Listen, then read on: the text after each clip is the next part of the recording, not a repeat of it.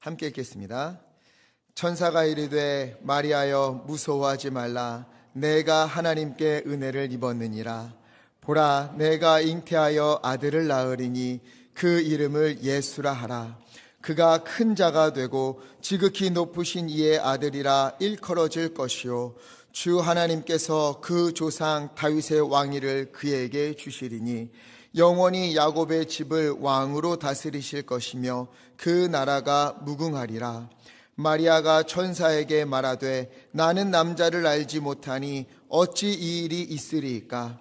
천사가 대답하여 이르되 성령이 내게 임하시고 지극히 높으신 이의 능력이 너를 덮으시리니 이러므로 나실 바 거룩한 이는 하나님의 아들이라 일컬어지리라. 보라, 내 친족 엘리사벳도 늙어서 아들을 배었느니라. 본래 임신하지 못한다고 알려진 이가 이미 6달이 되었나니 대저 하나님의 모든 말씀은 능하지 못하심이 없느니라. 마리아가 이르되 주의 여종이오니 말씀대로 내게 이루어지이다 하매 천사가 떠나가니라. 아멘. 대강절이 시작한 지가 엊그제 같은데 벌써 다음 주면 성탄절이 찾아옵니다. 각 부서마다 성탄 준비로 많이 바쁜 것 같습니다. 제가 목양실에 있다 보면 벽을 타고 옆에서 뽕짝 느낌이 가득한 캐롤이 자꾸 들려와요. 그러면서 우렁찬 목소리로 왼발 오른발 왼발 오른발 열심히 연습들을 하고 있습니다. 또 보니까 3층에서 또 1층에서 정성껏 부서마다 성탄 전야제를 준비하고 있는 것을 제가 보게 됩니다. 소리만 들어도 행복하고 기대가 돼요. 주님의 오심을 기뻐하면서 향유와 모략과 유향을 준비했던 동방 박사들처럼 우리 성도님들 몸으로 또 마음으로 준비하여 드리는 우리 귀한 축하 공연에 주님께서 흡족한 얼굴로 함께 하실 줄 믿습니다. 24일 다음 주 주일 오후 3시 지금까지 참여하지 못하신 분들 아직 늦지 않았어요. 2023년 주님께 헌신할 수 있는 마지막 기회입니다. 얼른 오늘이라도 남선교회 여선교회 내 나이대가 어디인가 찾아서 오늘부터라도 함께 동참해 주시기를 바랍니다.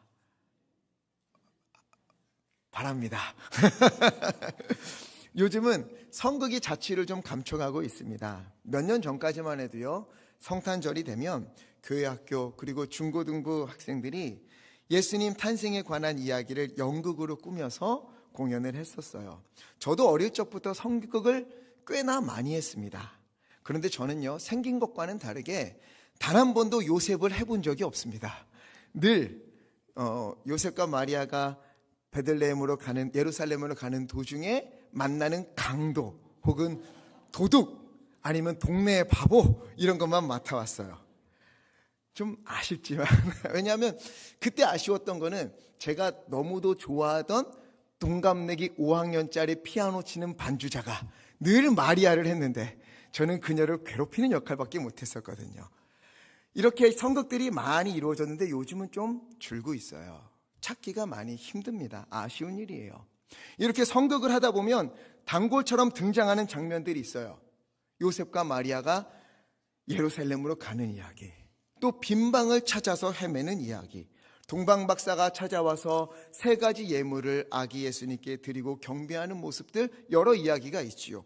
그 중에서 제가 가장 좋아하는 장면이 바로 오늘의 본문입니다. 수태고지. 천사가 마리아에게 찾아가서 복음, 기쁜 소식을 전하는 장면이에요. 혹시 이 천사의 이름이 무엇인 줄 아십니까? 아시는 분 있지요? 가브리엘이라는 천사예요. 이 가브리엘은 하나님의 강한 자 혹은 하나님은 강하시다 이런 뜻을 가지고 있고요. 특히나 이 가브리엘은 기쁜 소식을 전하는 천사다 이렇게 불리웁니다. 이 천사 가브리엘이 갈릴리 나사렛이라는 동네로 찾아갔어요. 그리고 마리아라고 이름하는 여인을 만납니다. 27절에 보니까 마리아를 어떻게 소개하는가 하면은요, 다윗의 자손 요셉이라 하는 사람과 약혼한 처녀. 다윗의 자손 요셉이라 하는 사람과 약혼한 처녀래요. 그래서 대부분 마리아를요, 처녀라고 하니까 현숙한 여인. 우리 수태고지 그림 보면은 많이 나오잖아요. 여리여리하고 되게 고상하게 생긴 여인이 수줍게 앉아있고 앞에는 광채가 있는 천사가 큰 날개를 펴고 와서 이야기를 전하는 그림들을 우리는 많이 보게 돼요. 그러나 당시 시대 상황을 고려해 보면 그때 여성들이 약혼을 하는 나이가요, 빠르면 12살, 늦으면 14살입니다. 우리가 생각하는 처녀가 아니에요. 빠르면 12살, 늦어봐야 14살이에요. 아주 어린 마리아입니다. 약혼한 후에는 같이 지내지 않아요. 약혼한 후에 1년 동안 떨어져 지냅니다. 이 1년의 기간을 정혼 기간이라고 해요. 이 기간이 부부에게는 굉장히 중요해요. 왜냐? 남자에게는 집을 마련하는 기간이고요, 여자에게는 자기가 순결하다는 것을 증명하는 기간이에요. 왜냐하면 결혼하기 전에 혹시나 다른 남자를 알았더라면 1년 안에 아이를 낳지 않겠어요? 그래서 1년이라는 기간을 두는 겁니다. 여자는 자신의 순결을 증명하는 기간이고 남자는 함께 살 집을 마련하는 거예요. 그렇게 1년의 시간이 흐른 뒤에 신랑이 신부의 집으로 찾아갑니다. 그래서 우리가 예수님의 비유 중에 지혜로운 5처녀와 미련한 5처녀가 등불을 들고 하염없이 기다리는 거 있죠. 그렇게 1년 뒤라고 하지만 딱 1년째 오는 게 아니고요, 1년보다 늦어질 수가 있어요. 준비가 덜 되면. 이렇게 1년이라는 기간 혹은 좀 더 지나서 신랑이 신부의 집으로 찾아옵니다. 그리고 신부를 데리고 집으로 가서 혼인잔치를 하고 부부로 함께 지내게 돼요. 그런데 지금 마리아와 요셉은 약혼한 사이래요. 그렇다면 약혼을 하고 1년 동안 떨어져 지내는 정혼 기간에 있었던 이야기라는 겁니다. 이때 마리아의 나이는 얼마라고요? 12살에서 14살이에요. 지금의 눈으로 보자면 처녀 마리아라고 하기는 조금 민망하지요. 지금 시대로 따지면 초등학교 5학년에서 중학교 1학년이에요. 굉장히 어린 소녀 마리아입니다. 요셉과 약혼을 하고 순결하게 또 정결하게 정혼 기간을 보내면서 이제 남편이 오기만을 기다리고 있는 그런 여인이었어요. 이 어린 마리아에게 가브리엘 천사가 찾아왔어요. 그리고 인사를 건넵니다. 28절에 보니까 은혜를 받은 자여 평안할지어다. 주께서 너와 함께 하시도다. 은혜를 받은 자요. 여기서 은혜를 받은 자라는 말은 과거의 시간부터 오늘에 이르기까지 하나님의 충만한 은혜 가운데 당신은 거하고 있다. 당신은 한 번도 하나님의 은혜에서 벗어난 적이 없다, 이런 뜻이에요. 오늘 우리가요, 예배를 마치고 집에 가서 경건하게 성경을 보고 있는데 천사가 찾아와요. 그리고는 은혜를 받은 자요, 은혜를 받은 자요, 너의 처음 이 세상에서 눈을 떴을 때부터 지금까지 너는 한 번도 하나님의 은혜에서 벗어난 적이 없으며 지금도 여전히 하나님의 충만한 은혜 가운데 거하고 있다. 이렇게 말한다면 얼마나 감동적이겠어요. 그런데 마리아의 반응은 뜻밖입니다. 29절에 보니까 처녀가 마리아가 그 말을 듣고 어떻게 했대요? 놀랐대요. 깜짝 놀랐대요. 그녀가 놀란 이유는 천사를 보았기 때문이 아니에요. 그녀가 놀란 이유는 천사가 내 앞에 나타나서 만났기 때문이 아니에요. 천사가 왔을 때 그녀는 특별한 반응이 없습니다. 그렇다면 천사의 모습은 우리가 그림에서 보는 것처럼 후광을 가지고 그리고 큰 날개를 달고 오지 않았을 확률이 높아요. 아브라함에게 찾아가신 것처럼, 롯에게 찾아가신 것처럼 나그네와 같은 모습으로 오시지 않았을까 생각이 듭니다. 천사가를 만났을 땐 아무런 반응이 없어요. 그런데 그녀가 무엇 때문에 놀라지요? 천사가 건넨 인사말 때문에 놀랐어요. 은혜를 받은 자요, 은혜를 받은 자요, 평안할지어다. 하나님이 너와 함께 하시도다. 이 말이요, 마리아를 굉장히 당혹해 했습니다. 왜 그런가 하면 마리아는요, 지금까지 단 한 번도 나는 하나님의 은혜 가운데 있는 사람이다, 나는 하나님의 은혜를 받은 사람이다, 이런 생각을 해본 적이 없어요. 할 수도 없습니다. 주님께서 나와 함께 하신다? 마리아는요, 이런 생각을 상상도 해볼 수가 없는 그런 상황이에요. 누가복음 1장 48절에 마리아는 자신을 가리켜 뭐라고 이야기하냐면 주님께서 그의 여종의 비천함을 돌보셨다. 마리아는 뭐라고 하냐면요, 스스로를 비천한 여종이다. 나는 천하디 천한 사람이다. 부족하고도 부족한 사람이다. 이렇게 여겼어요. 이건 겸손이 아니에요. 실제로 마리아는 그렇게 여겼습니다. 왜 그런가 하면요, 마리아가 사는 곳이 어디라 그랬죠? 갈릴리 지역의 나사렛이라는 동네예요. 나사렛. 이 갈릴리에 있는 나사렛이라는 동네, 갈릴리에 있는 나사렛은요, 가난하고 가진 것 없고 내세울 것 없는 그런 동네예요. 심지어 마태복음 14장 1절 후반부에 보니까는요, 이방의 갈릴리요 이렇게 써 있어요. 갈릴리를 가리켜 이방 땅이라고 불리울 정도였습니다. 같은 유대 민족이 사는데 이방의 땅이다 이렇게 불러요. 그러니 유대 민족들이요, 이방 땅과 같은 갈릴리에 있는 나사렛, 이 사람들을요 좋게 볼 리가 없지요. 외면합니다. 한 번은요, 빌립이라는 사람이 예수님을 찾아왔어요. 예수님을 만나고 나다나엘이라는 사람에게 찾아왔어요. 그리고 말하지요. 요한복음 1장 45절에 모세의 율법에 기록하였고 여러 선지자가 기록한 그 일을 우리가 오늘 만났다. 그분은 요셉의 아들 나사렛 예수시다. 그러자 나다나엘이 단번에 고개를 젓습니다. 그리고 뭐라고 하지요? 46절 함께 읽겠습니다. 시작. 나다나엘이 이르되 나사렛에서 무슨 선한 것이 날 수 있느냐? 나사렛에서 무슨 선한 것이 날 수 있겠느냐? 이렇게 불리는 곳이었어요. 누구도 주목하지 않는 곳, 선한 것이 나올 수 없다 확언하는 곳, 촌동네 중에 촌동네, 가난하고 병든 마을, 보잘것없는 사람들이 모여서 하루하루를 겨우겨우 살아내는 곳, 그곳이 바로 나사렛이었어요. 그러니 누가 나사렛에서 살고 싶겠어요? 그럴 리 없지요. 당시 예루살렘에 모여 사는 인구가 한 7만 명 정도가 됐다고 해요. 그런데 갈릴리에 살았던 사람의 인구는 500명입니다. 500명이 채 안 됐다고 해요. 어마어마한 차이지요. 7만 대 500. 누구도 살고 싶어 하지 않았어요. 가난하고 버려지고 더럽고 누구도 살고 싶지 않은 땅, 바로 그곳에 마리아가 살고 있었던 거예요. 물론 나사렛이라는 동네에 500명이 사는 그 중에도 그래도 그나마 형편이 그 중에 나은 사람들은 있었을지도 모르겠어요. 하지만 마리아는 아니었습니다. 그녀와 결혼하게 될 요셉도 그러지 않았어요.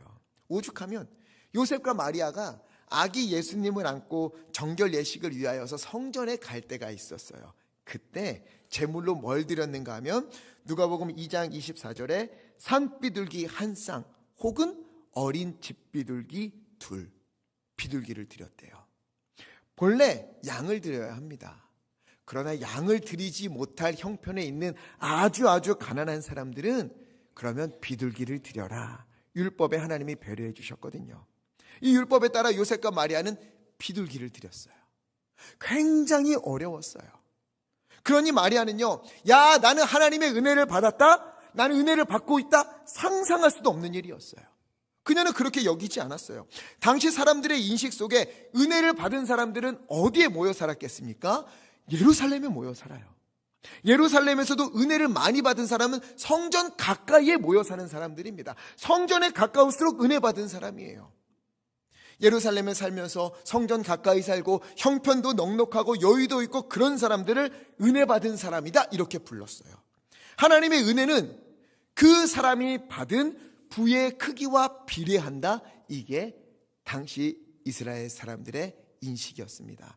이만큼 부를 누리면 그만큼 하나님의 은혜를 받은 것이고, 만약 내가 없어요, 가난해요, 혹은 또 병들어요, 아파요, 그러면 그 사람은 저주를 받은 사람이다. 이렇게 불렀어요. 그러니 마리아요, 그녀가 사는 동네, 그녀의 형편, 이런 것을 보면은요, 스스로를 하나님의 은혜와는 전혀 상관없는 사람이고 은혜 받을 자격도 없는 사람이다, 그렇게 여길 수밖에 없는 상황이었던 겁니다. 그런 그녀에게 가브리엘 천사가 찾아왔어요. 왜 찾아왔을까? 1장 26절 우리 함께 읽겠습니다. 시작. 여섯째 날에 갈릴리 나사렛이란 동네에 가서, 다음에 보세요. 가브리엘이 나사렛으로, 그리고 그곳에서 마리아를 만난 이유가 뭐지요? 누구의 보냄을 받아서? 하나님의 보냄을 받아서. 가브리엘이요, 마리아를 찾아온 것은 우연이 아닙니다. 실수도 아니에요. 지나가다가 쟤 괜찮네 하고 마주친 그런 게 아니에요. 누가 보냈습니까? 하나님이 보내셨어요. 하나님이. 이 말씀은 너무도 귀한 말씀이에요. 우리 하나님, 온 세상을 창조하시고 다스리시는 우리 주님께서 버려진 땅, 아무도 주목하지 않는 땅, 상처의 땅, 아픔의 땅, 가난의 땅, 그런 작은 촌동네에 살고 있는 한 여인, 그 중에서도 천하고 천한 이 여인을 살피시고 바라보시고 기억하시고 주목하셔서 그녀에게 주님께서 천사를 찾아가게 하셨다는 겁니다. 마리아는요, 자신을 특별하게 생각하지 않았어요. 동네 사람들도 그녀를 특별하게 여기지 않았어요.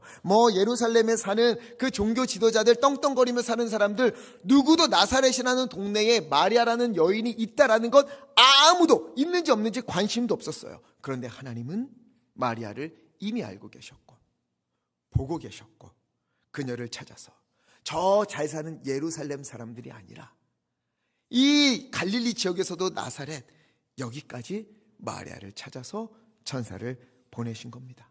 그리고 확실한 메시지를 들려주세요.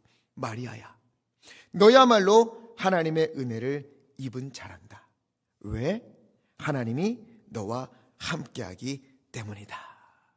이렇게 말씀하시는 겁니다. 이걸 보면서 이런 생각이 들었어요. 왜 마리아였을까? 왜 마리아였을까? 예루살렘에 얼마나 많은 여인들이 있겠어요.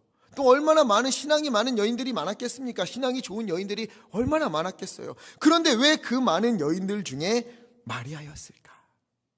하나님이 마리아를 찾아가신 이유가 무엇일까? 궁금하지 않으세요? 왜 마리아였을까? 어떤 사람들은요, 마리아가 경건했기 때문이다 이렇게 생각을 해요. 또 어떤 사람들은 마리아가 하나님 앞에 신실하게 살았기 때문이다, 의롭기 때문이다. 특히 가톨릭에서는요, 마리아를 성시하잖아요. 아주 성스럽게 여깁니다.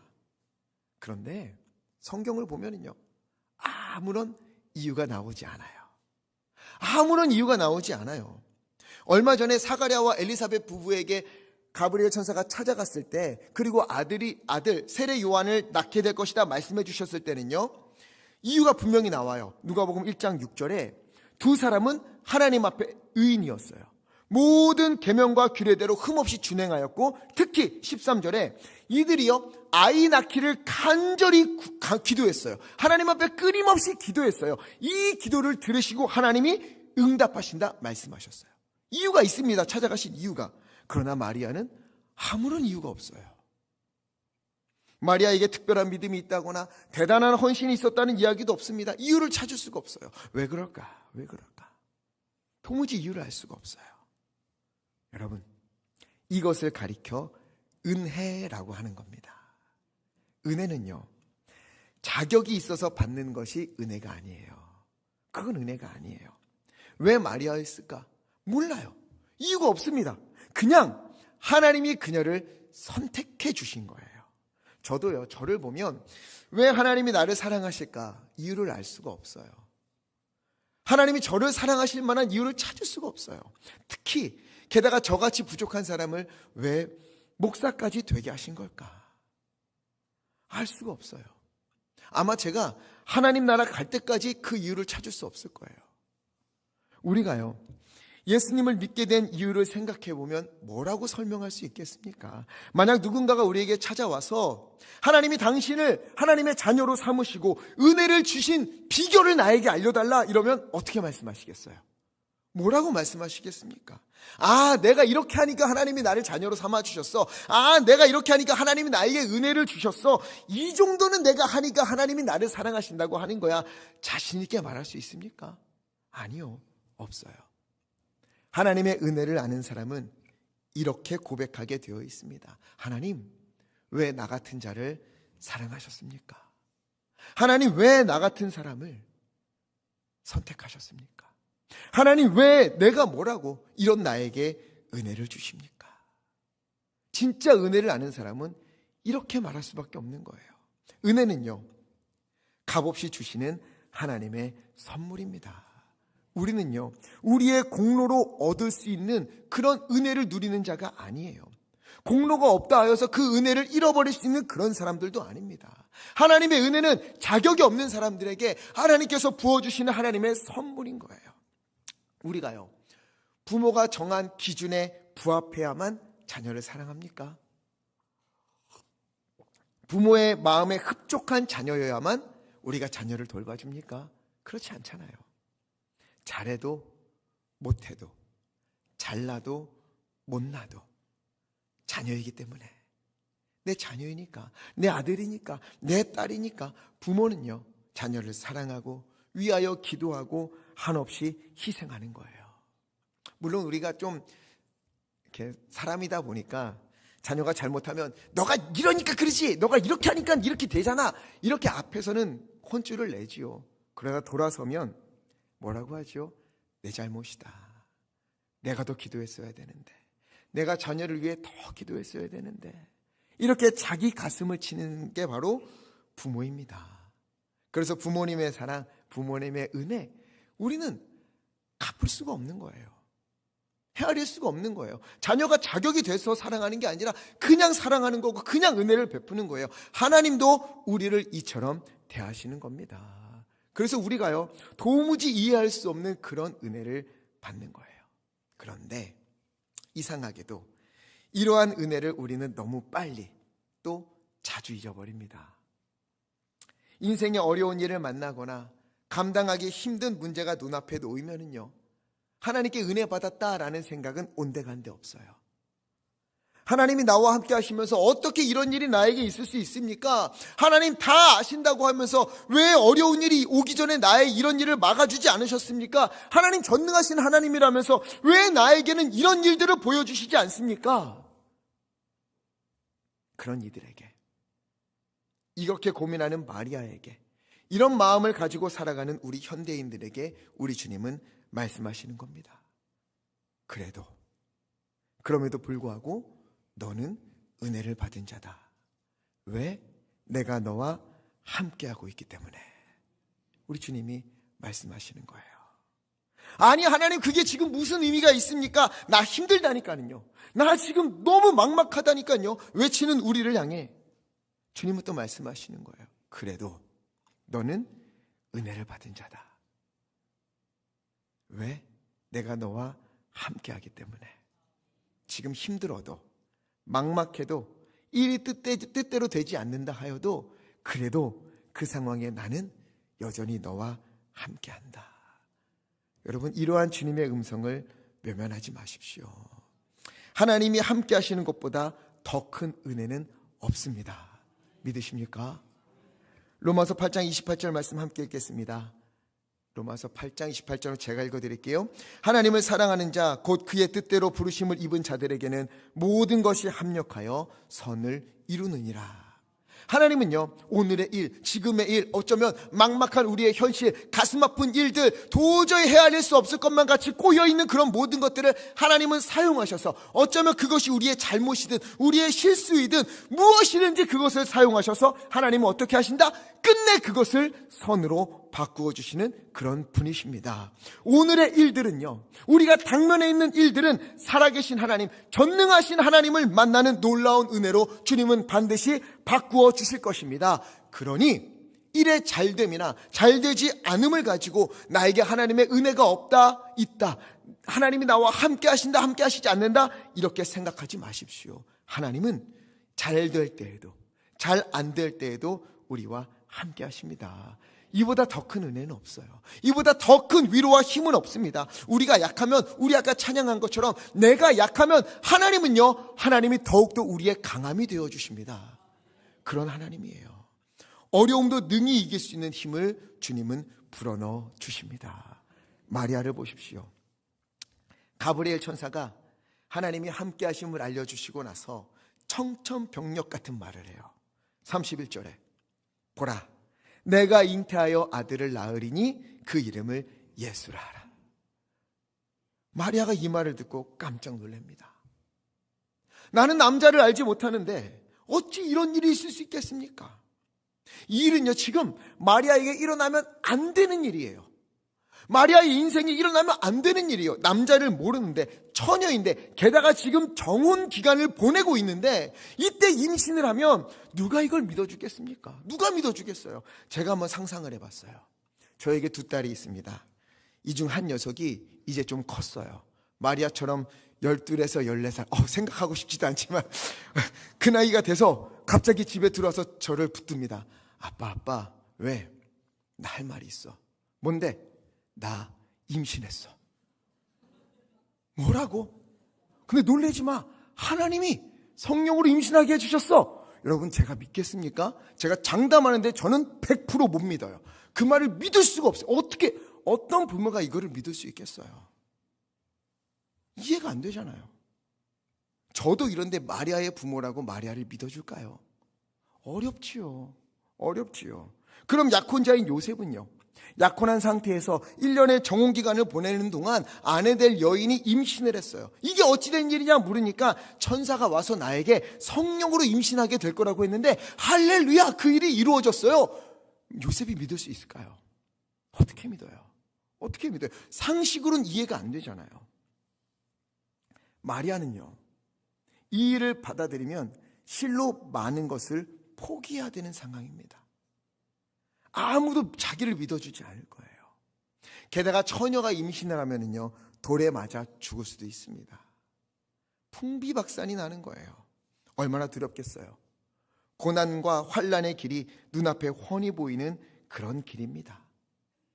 그런 그녀에게 가브리엘이 이야기를 해요.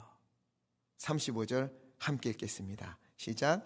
천사가 대답하여 이르되 성령이 내게 임하시고 지극히 높으신 이의 능력이 너를 덮으시리니 이러므로 나실 바 거룩한 이는 일컬어지리라. 아멘. 염려하지 마라. 두려워하지 마라. 성령이 너에게 임하실 것이다. 그리고 지극히 높으신 이의 능력이 너를 덮을 것이다. 너가 하는 게 아니야. 하나님이 하실 거야. 하나님이 이루실 거야. 그러니 하나님이 이 모든 일을 책임지실 거야. 지금 가브리엘이 마리아를 위로하고 있는 거예요. 지금 마리아는요, 하나님이 성령으로 임신하게 하시고 하나님의 아들 예수님을 아들로 낳게 되는 것, 이건 그녀가 원하는 삶이 아니에요. 전혀 아니에요. 그냥 요셉과 결혼해서 소소하지만 행복한 결혼 생활하면 그거면 되는 겁니다. 하나님의 말씀에 순종하면 이때부터 고난이 시작되는 거예요. 그런데 이 모든 것을 알면서도 마리아가 고백합니다. 38절 말씀 함께 읽겠습니다. 시작. 마리아가 이르되 주의 여종이오니 말씀대로 내게 이루어지이다. 아멘. 주의 여종이오니 말씀대로 내게 이루어지이다. 누구의 종이라고요? 주님의 종, 주의 여종. 마리아는요, 여기서 확실한 고백을 하는 거예요. 나는 주의 여종입니다. 나는 하나님께 속한 사람입니다.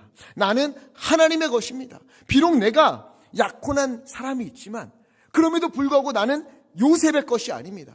요셉과 결혼해서 평범한 가정을 꾸리는 것이 내 생각에는 더욱 좋아 보이지만, 그게 당연한 것 같지만, 그런데 주님, 내 인생 역시 나의 것이 아닙니다.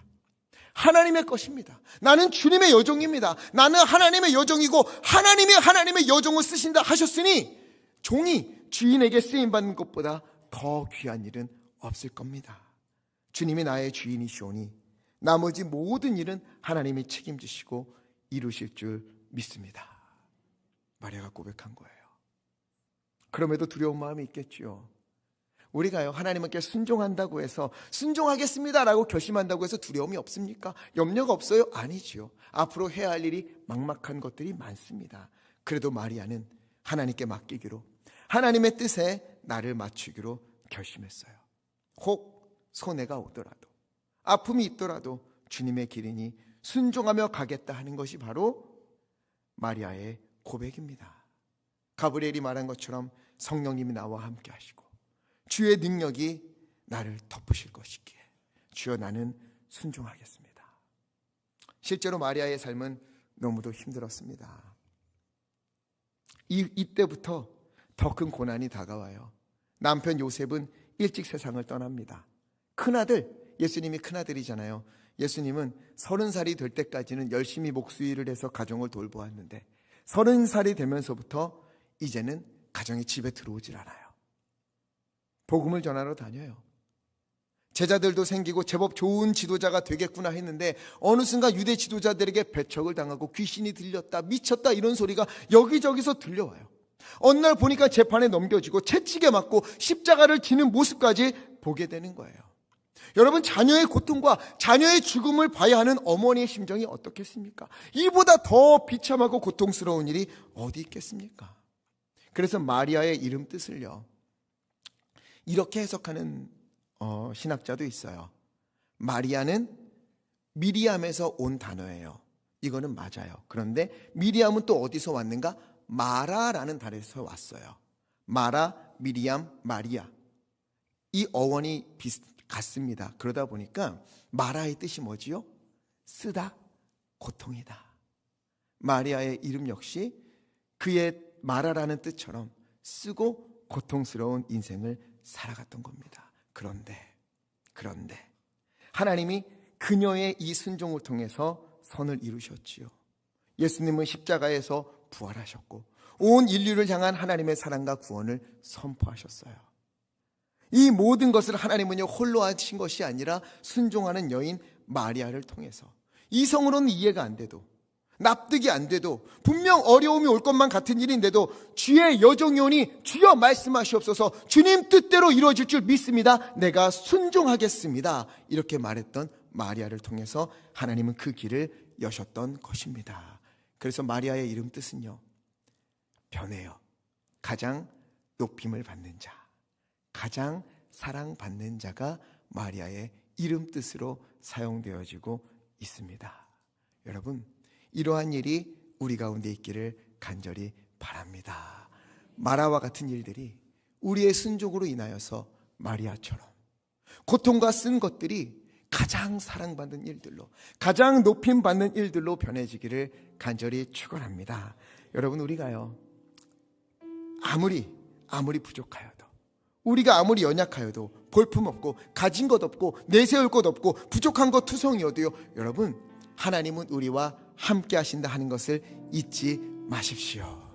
아무리 고통 가운데 있어도 하나님이 나와 함께 하시면 이보다 내게 더 큰 은혜는 없다, 이 말씀 붙들고 인생을 걸어가시기를 간절히 부탁을 드립니다. 여러분, 예루살렘에 얼마나 신앙 좋은 사람들, 얼마나 많은 여인들이 있었겠어요. 이스라엘에 얼마나 많은 여인들이 있었겠어요. 그러나 그 중에 선택받은 사람이 누구지요? 마리아. 하나님이 함께 하신 이 마리아보다 더 큰 은혜를 받은 여인은 그 시대에, 그리고 이 가운데에 아무도 없었습니다. 그렇기에 어떤 상황에서도 나는 하나님의 은혜를 받은 자이다, 하나님의 은혜는 나에게 멈춘 적이 없고 지금도 내가 보기에는 고통과 어려운 일이 있지만 여전히 하나님의 은혜는 멈추지 않고 있다, 하나님의 은혜는 여전히 나를 데리고 선을 향하여 달려가고 있다 하는 것을 믿으시기를 간절히 부탁을 드립니다.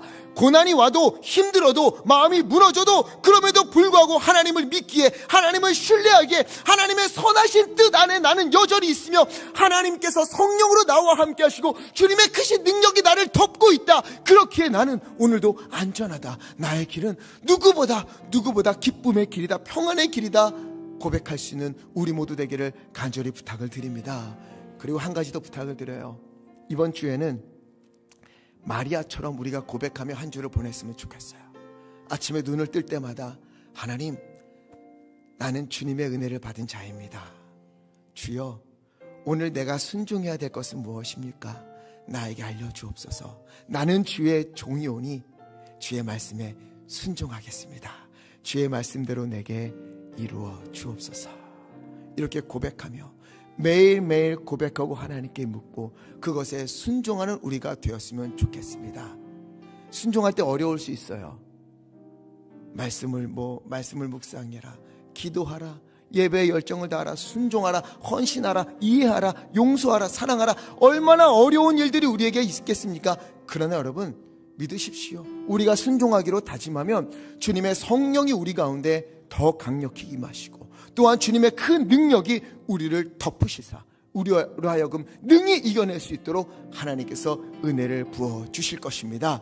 이렇게 주님 앞에 은혜를 받은 자임을 고백하고 주님의 은혜 가운데 걸어가고, 또한 하나님, 내가 주의 말씀에 순종하며 걷겠습니다 다짐하고 그 길을 걸어가고 그 가운데 이루시는, 그 가운데 보여주시는 하나님의 은혜와 영광을 우리가 목도하는 우리의 삶 되기를 예수 그리스도 이름으로 간절히 축원합니다. 그래서 우리 주님의 은혜를 기억하며 주님의 사랑을 기억하며 이 찬양 함께 했으면 좋겠어요. 아버지의 사랑을 내가 노래합니다. 아버지의 은혜를 내가 노래합니다. 변함없으신, 거짓 없으신 성실하신 주님의 사랑, 날 위해 죽으시고 날 위해 다시 사신 우리 주님의 은혜 내가 기억합니다. 주님의 은혜 가운데, 주님의 사랑 가운데 내가 살겠습니다. 주여 우리와 함께하여 주시옵소서. 믿음으로 우리 함께 찬양하겠습니다.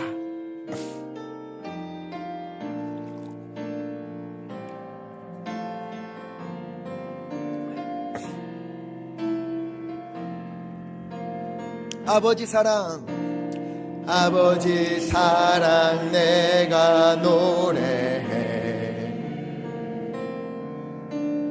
아버지 은혜 내가 노래해. 그 사랑 변함없으신, 아멘, 거짓 없으신 성실하신 그 사랑, 상한 갈 때 꺾지 않으신, 아멘, 꺼져가는 등불 끄지 않는 그 사랑 변함없으신, 거짓 없으, 아멘, 아멘, 성실하신 그 사랑,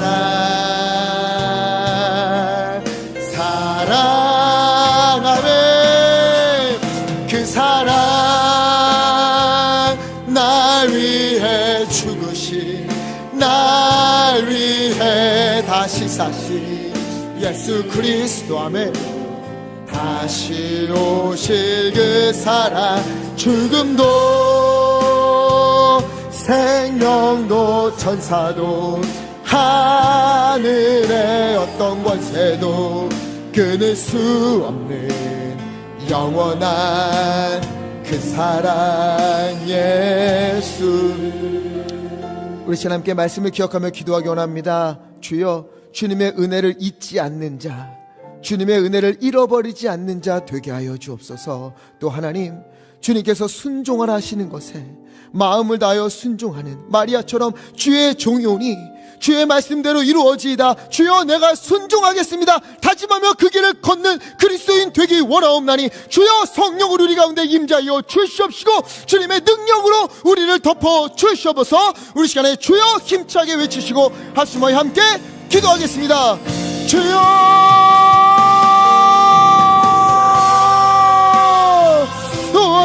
하나님이여, 우리 가운데 임자여 주시니 감사합니다. 하나님 우리를 붙잡아 주시옵소서. 아버지여, 우리 가운데 주장하여 주시옵소서. 아버지를 바라봅니다. 아버지를 의지합니다. 주님의 은혜가 우리 가운데 여전히, 우리는 여전히 하나님의 은혜 가운데 있음을 잃지 않도록, 잊어버리지 않도록 하나님 우리의 마음을 붙잡아 주시고 우리 가운데 성령으로 충만케 하시사 그 걸음을 인도하여 주시옵소서. 아버지를 또한 기도합니다. 하나님이여, 우리가 아버지 하나님의 주님의 말씀에 아버지 하나님 마리아처럼 주여 주의 종이오니 주의 말씀대로 이루어지이다. 주의 말씀대로 이루어지이다. 주여, 내가 순종하겠습니다. 주여, 내가 순종하겠습니다 말하는 아버지 믿음의 사람들, 아버지 순종의 사람들 되기 원합나니 주 하나님 인도하여 주셔서 그러한 우리의 순종을 통하여서 하나님은 아버지 하나님이여 마리아를 통하여서 예수 그리스도의 은혜가 넘쳐나게 된 것처럼 우리 가운데 하나님의 놀라운 은혜를 붙잡으시옵나니 하나님 인도하여 주시옵시고 아버지 붙잡아 주소서. 아버지 인도하여 주셔서 우리 가운데 하나님 능력과 은혜를 베풀어 주시옵소서. 성령을 인도하여 주시옵소서. 그 사랑, 날 위해 죽으신, 아멘, 날 위해 다시 사신 예수 그리스도, 아멘, 다시 오실 그 사랑, 죽음도 생명도 천사도 하늘의 어떤 권세도 끊을 수 없는 영원한 그 사랑 예수. 사랑과 은혜가 많으신 아버지 하나님, 우리를 위하여 이 땅에 오시고 우리를 위하여 고난을 당하시고 우리를 위하여 죽으시고 또 우리를 위하여 다시 사시사 우리에게 구원의 길을 열어주신 주님의 은혜에 감사와 영광을 올려드립니다. 또 우리에게 주어진 모든 것이 하나님의 것임을 알기에 아버지 하나님, 이것을 내가 움켜쥐는 것이 아니라 구별하여서 주님께 11조와 감사헌금과 여러 가지 제목의 헌금으로 주님 앞에 올려드립니다. 주님의 교회를 사랑하여서 강단에 아름다운 꽃을 드리고 주님의 뜻을 따라 어려운 이들을 위하여 성미를 주님 앞에 드리는, 그리고 또 여러 모양의 봉사와 헌신으로 아낌없이 올려드리는 우리의 예배, 우리의 모든 것을 주님 기뻐받아 주시옵소서. 이 예물이 쓰여지는 곳에 하나님의 나라가 온전히 확장되게 하여 주시옵시고 하나님의 뜻이 이루어지도록 하나님 함께하여 주시옵소서. 우리 성도님들 아낌없이 주님 앞에 드렸으니 하나님이여 마음과 믿음을 기뻐받아 주시사 주여 성경이 약속하신 대로 30배, 60배, 100배로 하나님 은혜를 베풀어 주시옵소서. 주님, 예수님의 오심을 기다리며 대강절을 보내고 있습니다. 주여 주여, 우리 가운데 찾아오시고 우리에게 은혜를 베풀어 주시는 주님을 우리가 잊지 않게 하여 주시옵소서. 우리의 현실이 어려울지라도 힘든 일들이 겹겹이 쌓인다 하여도 하나님이여, 우리가 바로 그때에 주님께서 순종하라 하시는 그 말씀 가운데에 마리아처럼 주여 주여, 나는 주님의 종이오니 주의 말씀대로 이루어 주옵소서. 내가 순종하겠습니다 고백하는 믿음의 사람들 되도록 인도하여 주시옵소서. 우리의 순종을 통해 예수님의 구원이, 예수님의 은혜가 이 땅 가운데 선포되어지는 놀라운 은혜가 있도록 우리를 사용하여 주시옵소서. 우리의 구원자 되시고 생명과 소망을 주시는 예수 그리스도 이름으로 간절히 기도하옵나이다. 아멘.